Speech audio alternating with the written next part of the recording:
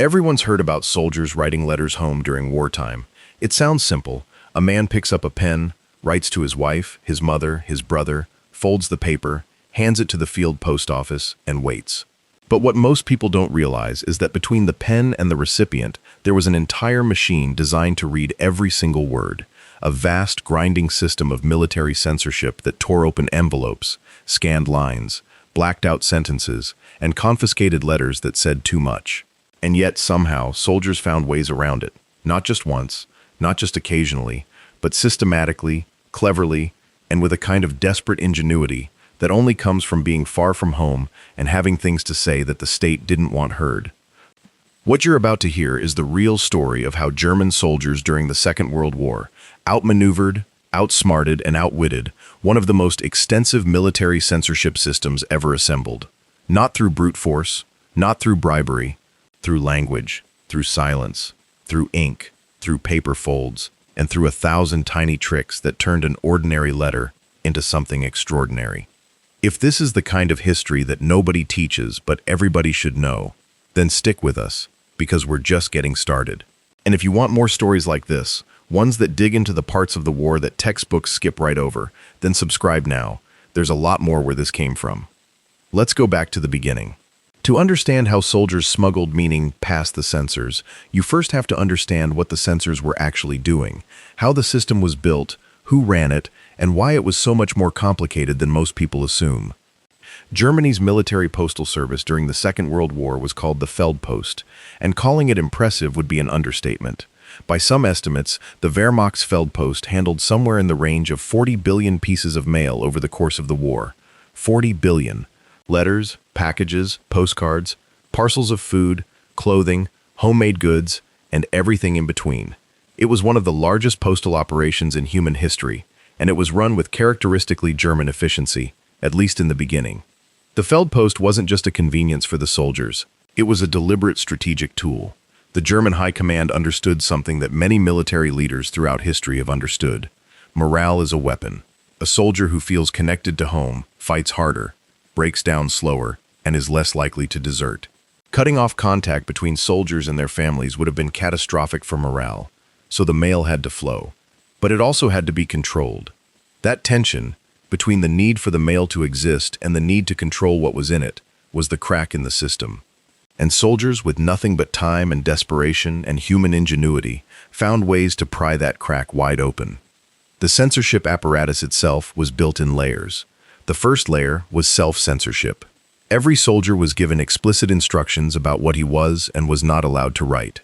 He couldn't mention unit designations. He couldn't describe his geographic location in any identifiable way. He couldn't reference operational plans, troop movements, casualty figures, or anything that might be useful to an enemy if the letter were intercepted. He couldn't write negatively about the war effort, the leadership, or the conditions at the front, in ways that might damage morale on the home front. These weren't suggestions, they were orders. Violations could result in disciplinary action, loss of mail privileges, or in serious cases, something considerably worse. The second layer was unit-level censorship. Officers within each unit were responsible for reading the mail produced by their own men before it was sent forward. This created an immediate and obvious problem. The men writing the letters knew exactly who was reading them. The relationship between a soldier and his censoring officer was personal, immediate, and deeply awkward.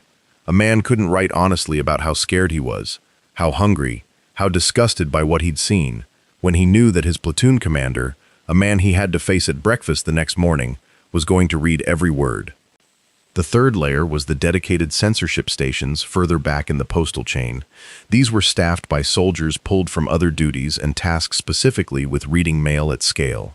These readers were looking for operational security violations, signs of defeatism, evidence of political dissent, and any indication that a soldier was communicating coded information. The scale was enormous, the workload impossible, and the quality of the censorship wildly inconsistent as a result. And then there was the fourth layer, which most soldiers never thought about, but which was arguably the most dangerous: the Geheime Staatspolizei, the Gestapo, and their counterparts in military intelligence, who maintained their own separate surveillance of military mail. These weren't just looking for security violations.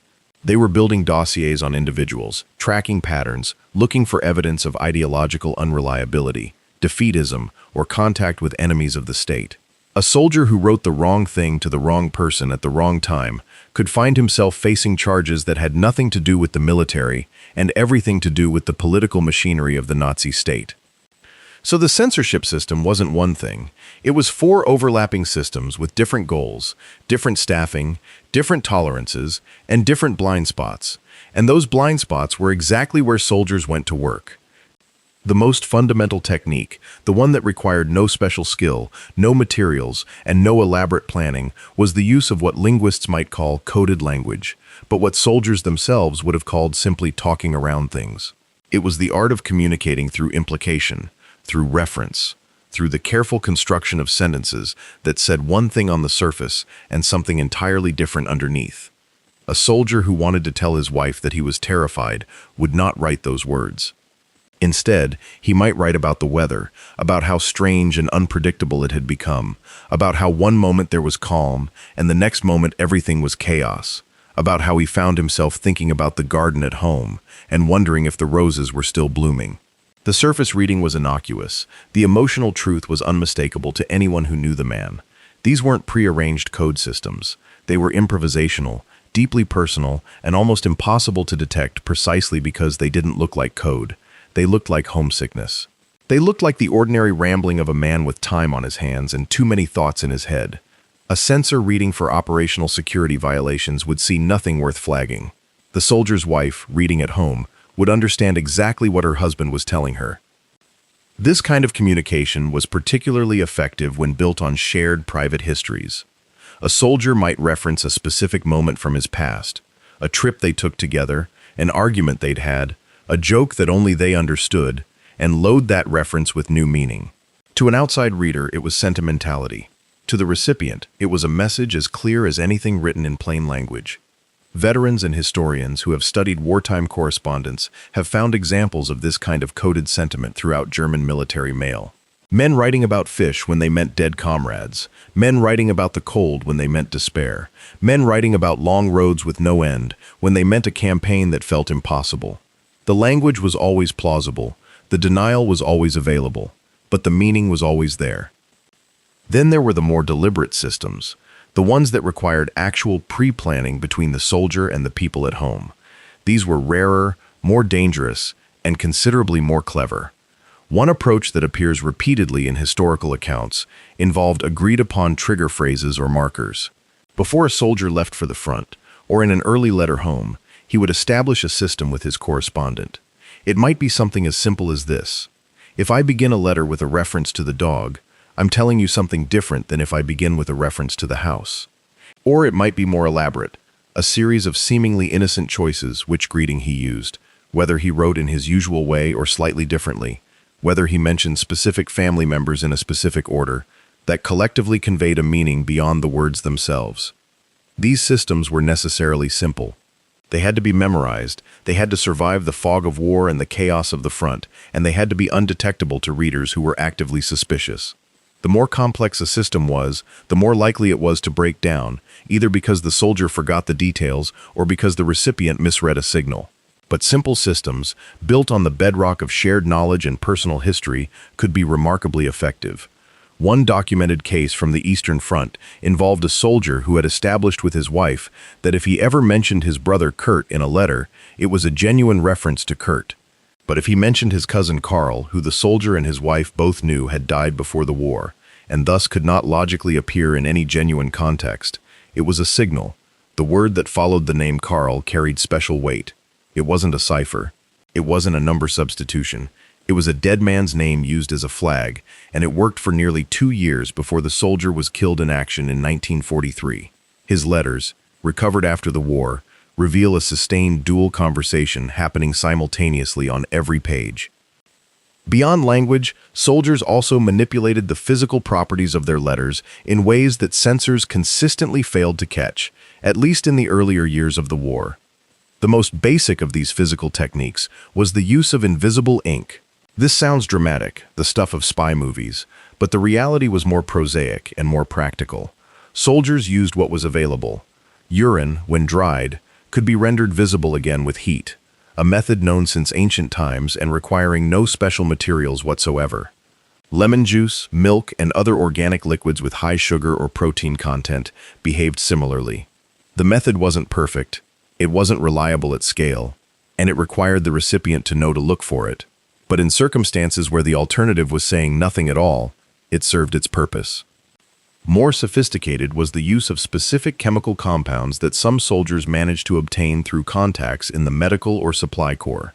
Compounds that were invisible under normal conditions but visible under certain lighting or after treatment with a specific reagent known to the recipient. These were rarer, required more planning, and were correspondingly more dangerous if discovered. But they appear in the historical record with enough frequency to suggest they were not isolated incidents. Then there was steganography, hiding information inside the apparent content of the letter itself. The most common form of this in wartime correspondence was the acrostic, where the first letter of each sentence, or each line, or each word in a particular sentence, spelt out a separate message. This technique is ancient. It was well known even in the 1940s, and censors were explicitly trained to look for it. The fact that it appeared repeatedly in German wartime mail anyway speaks to the tension between the scale of the system and the thoroughness of any individual censor's reading. Soldiers evolved more sophisticated variations. Instead of first letters, they might use the last letter of each sentence. Instead of sentences, they might use every third word, or every word that appeared after a number that was written out in full. The variation was limited only by what could be reliably communicated to the recipient in advance, and what the censor could plausibly miss in a rapid reading of what looked like an ordinary letter. One technique that appears to have been particularly effective on the Eastern Front involved what might be called nested communication. A soldier would write a letter that was entirely genuine and innocent on its surface, and then he would embed his real communication not in words, but in numbers. He might write something like, "I remember the summer of 1938 when we drove the 67 kilometers to your mother's house and spent 4 days in the sun." The numbers in that sentence, 1938, 67, 4, in combination with an agreed key that the soldier and his correspondent had established before departure, yielded a secondary message. The numerals were organic looking. They didn't stand out, and a censor reading for ideological content or operational security violations had no particular reason to think that a man reminiscing about a summer drive was communicating anything other than homesickness. But the techniques weren't only about hidden messages. A significant category of evasion had nothing to do with what soldiers were hiding, and everything to do with how they navigated the structural weaknesses in the censorship system itself. The first and most exploitable weakness was the inconsistency of censorship at the unit level. Officers tasked with censoring their men's mail were not, in the main, enthusiastic about the job. It was time-consuming, morale-damaging, and profoundly awkward. Many officers read cursorily, stamping letters approved after a quick scan rather than a thorough reading. Some officers didn't read at all, trusting their men and simply applying the stamp as a formality. Others read carefully, but interpreted the rules generously, allowing things through that a stricter reader would have caught. This inconsistency was known to soldiers, and they exploited it systematically. A soldier who had a lenient officer would push harder with his language, knowing that the practical risk of being caught was low. A soldier who had a strict officer would find other routes, sometimes physically routing his letters through a comrade in a different unit whose officer was known to be more relaxed. Letters were passed along through informal networks, handed off to men going on leave, carried by field chaplains, passed through the medical evacuation chain. The Feldpost was the official route, but it was by no means the only one. The use of men on leave to carry letters home was particularly widespread. When a soldier went on leave, he could bypass the entire censorship apparatus by simply carrying letters in his personal kit. These letters had been written with no expectation of censorship and could say things that would never have survived the official system. A soldier returning to the front after leave could similarly carry letters back from family members that contained news, political opinions, and other content that would not have been permitted through official channels. This created an informal postal network running parallel to the official Feldpost, carried in pockets and knapsacks rather than mailbags, governed by trust rather than stamps. It was impossible to eliminate without destroying the leave system itself, which the military could not afford to do. So it continued, largely tolerated and largely invisible, throughout the war. The medical evacuation chain was another significant loophole. wounded soldiers being transported from the front to rear hospitals, and then to facilities in Germany itself, could carry letters with them. Medical personnel often turned a blind eye, understanding that a wounded man's need to communicate with his family was both urgent and humane. The letters moved with the casualty, bypassing the normal censorship points and arriving at their destination through an entirely different route. Field chaplains occupied a similarly ambiguous position. They had pastoral duties that gave them a degree of freedom of movement and a degree of informal immunity that regular soldiers didn't enjoy. The relationship between a chaplain and his congregation was theoretically privileged in ways that made it awkward for the state to intrude too aggressively. Chaplains who were inclined to help their men, and many were, could carry letters, convey messages verbally, and facilitate communication in ways that operated entirely outside the official system. Then there was the question of packages. The censorship of packages was generally less thorough than the censorship of letters, partly because of volume and partly because the search for contraband content in a box of food or clothing required a different kind of attention than the search for coded language in a handwritten text. Soldiers learned to exploit this. Items could be hidden inside packages, a letter sewn into the lining of a jacket, tucked inside a loaf of bread, inserted into the spine of a book, or concealed inside a tin that had been resealed after its original contents were removed. This was riskier than pure language-based evasion because it required the physical concealment to survive inspection, and inspectors were not always as inattentive as soldiers hoped. But the technique was widespread enough that the military eventually issued explicit guidance about the inspection of packages, guidance which itself became known to soldiers, and which they then adapted their methods to circumvent. Perhaps the most psychologically fascinating category of evasion was what might be called weaponized normalcy. This was the technique of hiding things in plain sight by making them so ordinary, so expected, so utterly unremarkable that a censor's attention simply slid over them. Consider the nature of the censor's job. They were reading mail at enormous scale, under time pressure, looking for specific kinds of content. A censor reading 100 letters a day develops patterns of attention. He learns to spot the signals that suggest a letter is worth careful reading, unusual formatting, unexpected subject matter, suspicious specificity about locations or unit numbers, a tone that seems somehow off.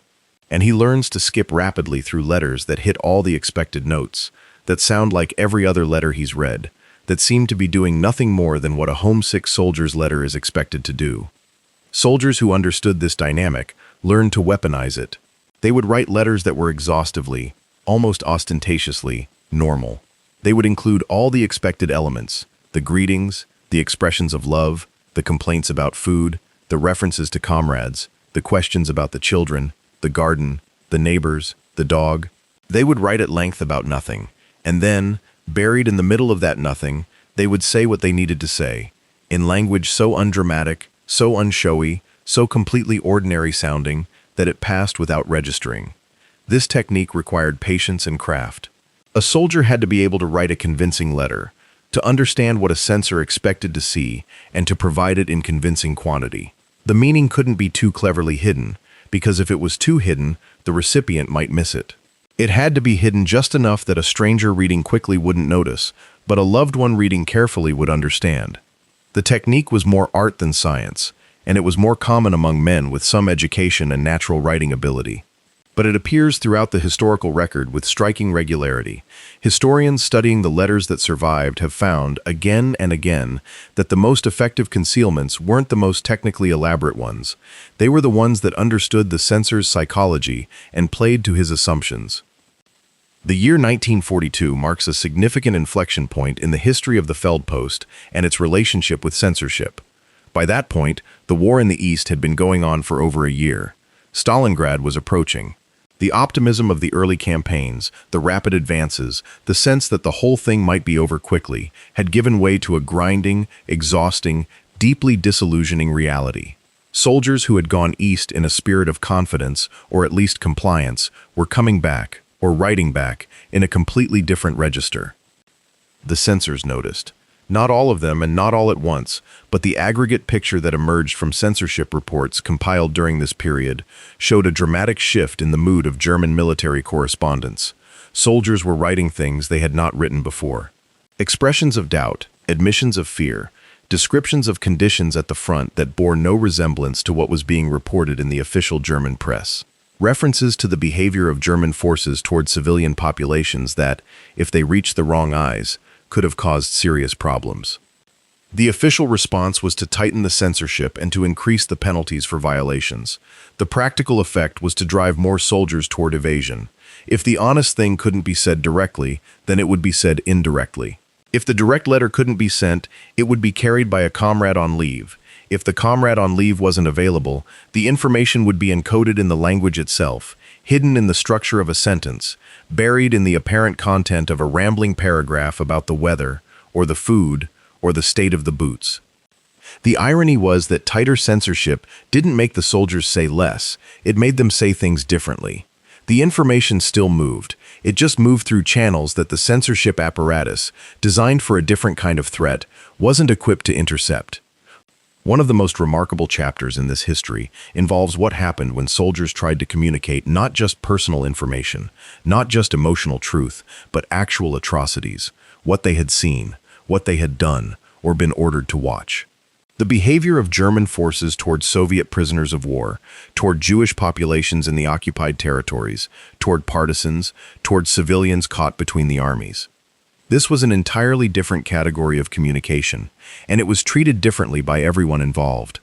Some soldiers who witnessed atrocities said nothing, not out of indifference, but out of fear, out of confusion, out of a lack of language for what they had seen, out of a desire to protect the people at home from knowledge that would change everything.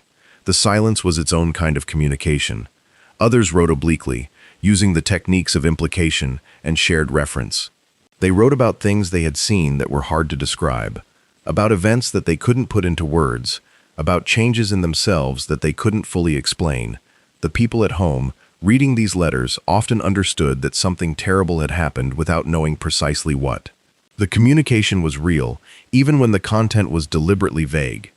And some soldiers, a smaller number, but a historically significant one, wrote directly, explicitly, in terms that made absolutely clear what they had witnessed and what they felt about it. These letters were the most dangerous of all. If they reached a censor who understood what he was reading, or if they reached a censor who chose to act on what he was reading, the consequences could be severe. And yet these letters were written, and many of them survived.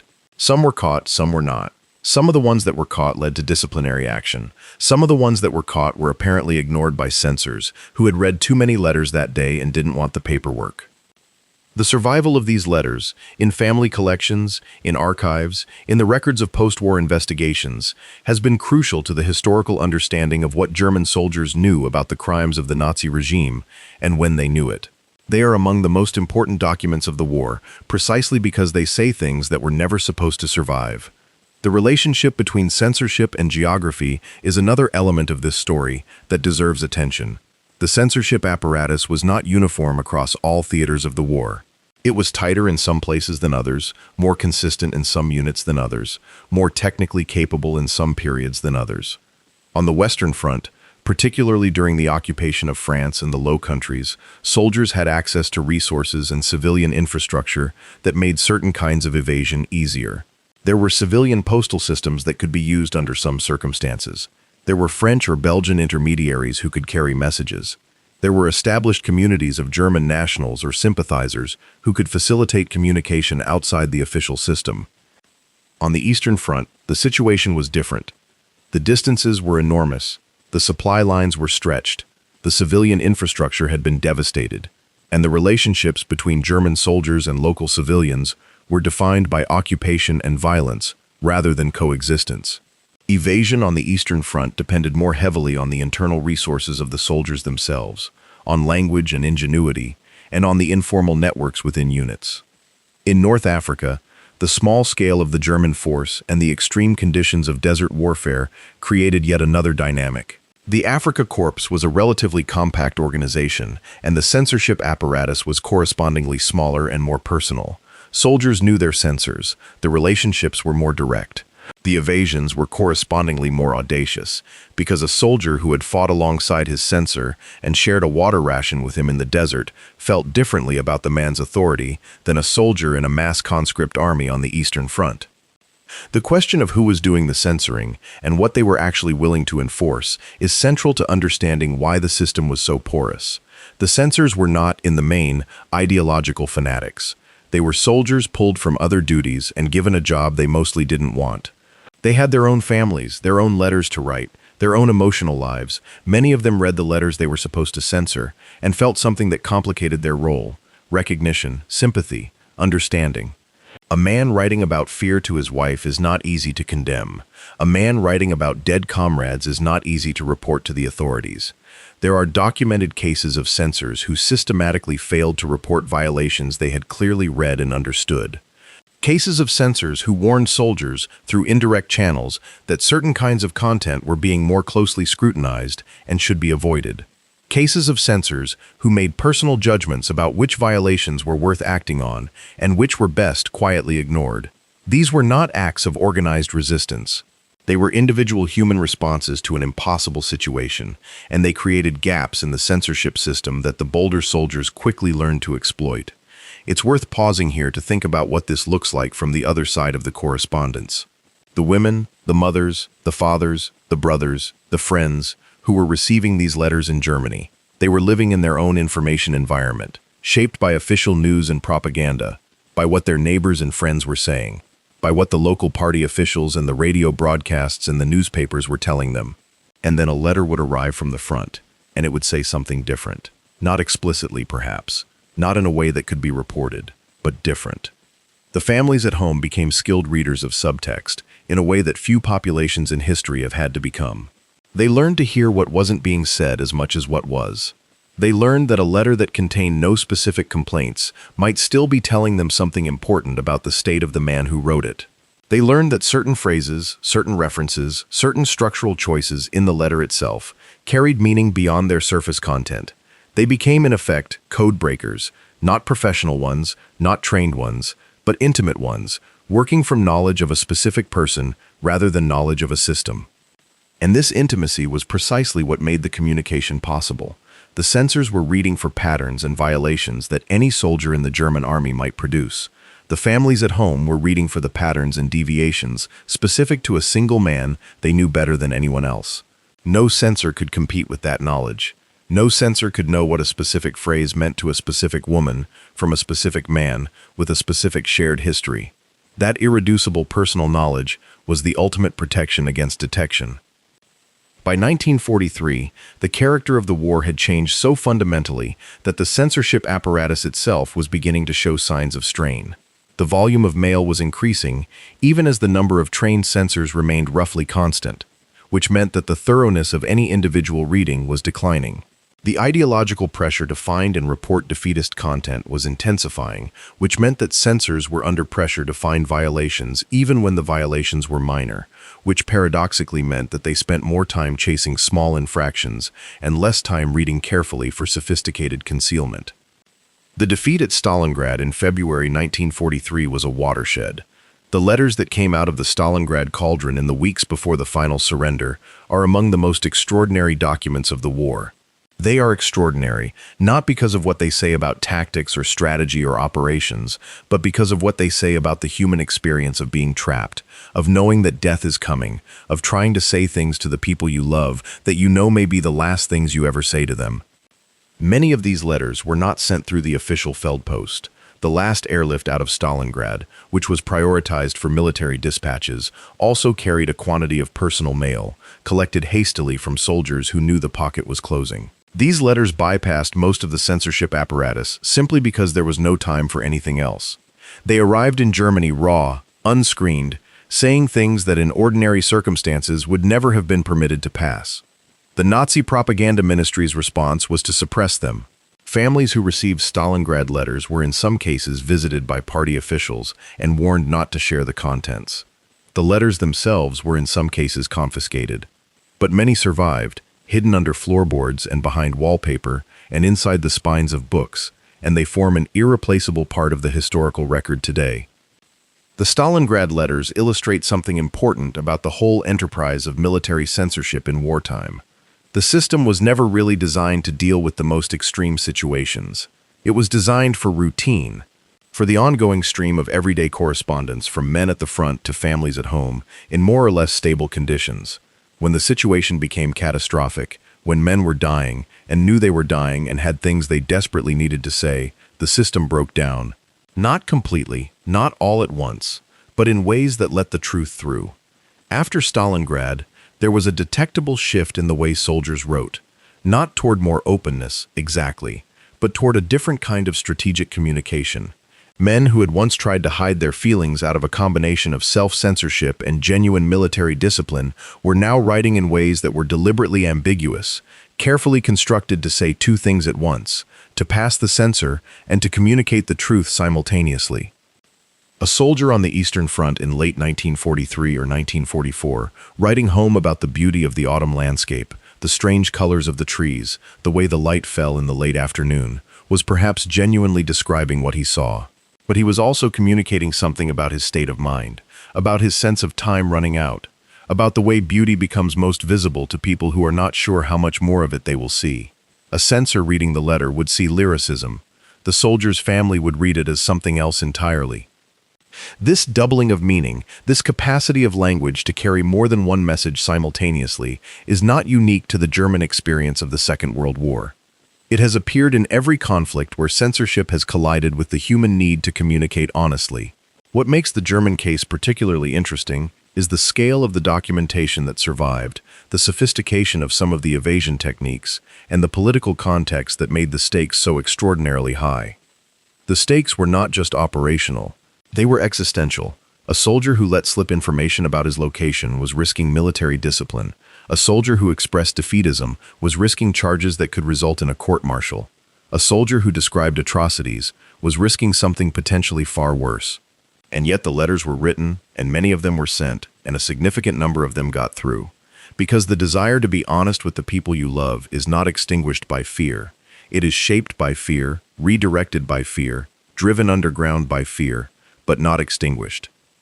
The linguistic ingenuity that emerged from this pressure is worth dwelling on, because it tells us something important about how language works under extreme conditions.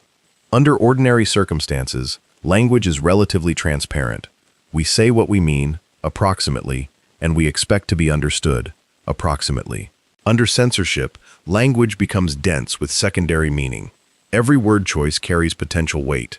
The decision to use this phrase rather than that one, this image rather than that, this sequence rather than another, is freighted with significance that goes beyond the ordinary work of communication. Soldiers writing under censorship became necessarily more careful writers. Not more literary necessarily, not more beautiful, but more deliberate. Every sentence was considered from two perspectives simultaneously, what it said and what it appeared to say. This dual consciousness, this habit of maintaining two levels of meaning at once, is exhausting, and it is also, in a strange way, creatively generative. Some of the most powerful personal documents of the Second World War are letters written by soldiers under censorship, partly because the constraint forced a kind of precision and indirection that makes the surviving emotion hit harder, not lighter.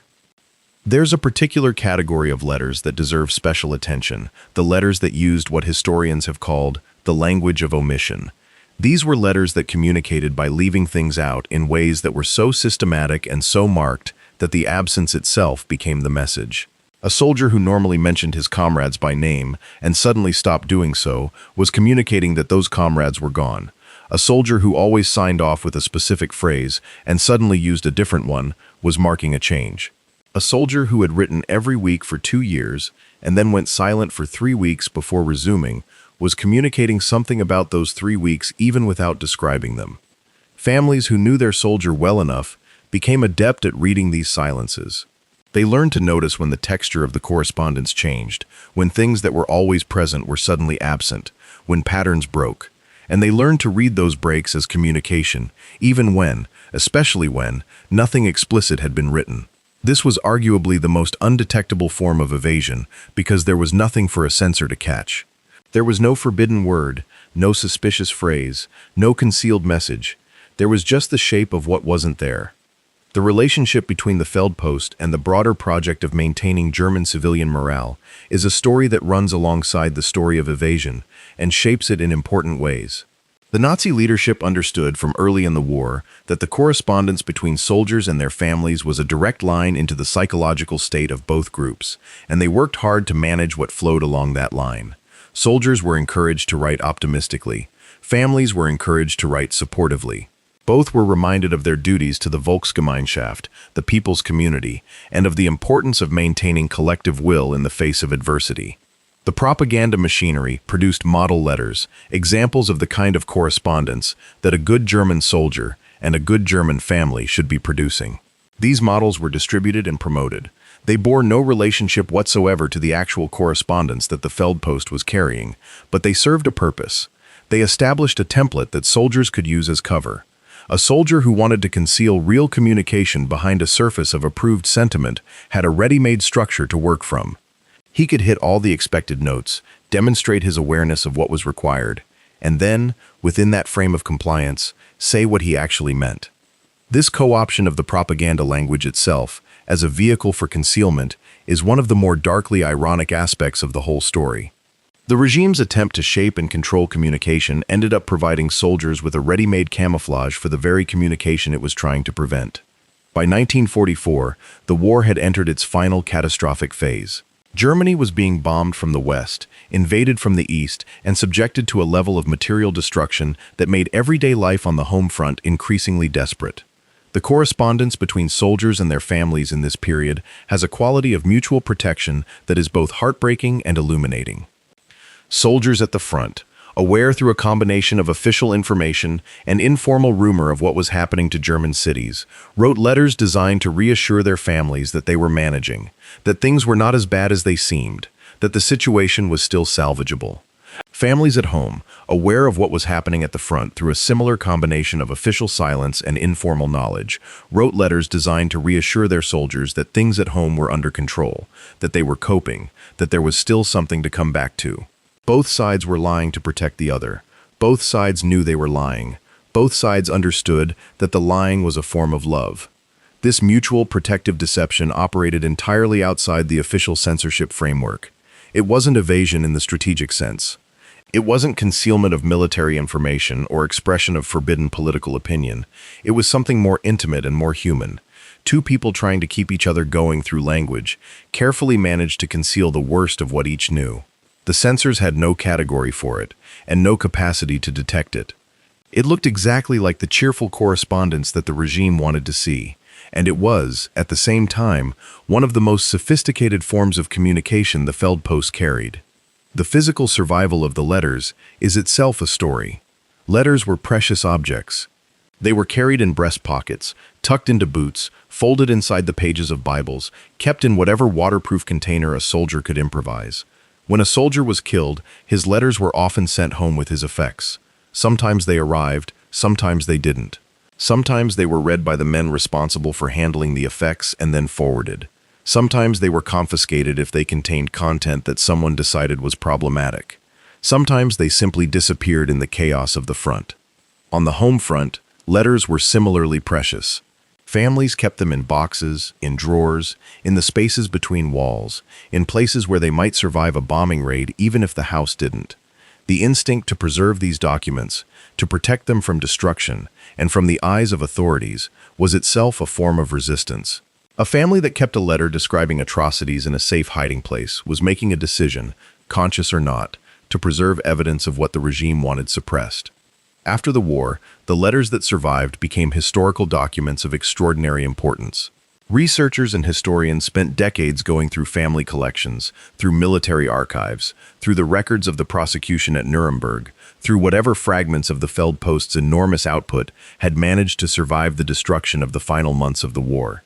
What emerged was a picture of the German soldiers' war experience, far more complex, far more morally nuanced, far more humanly real than any official account, German or otherwise, had provided.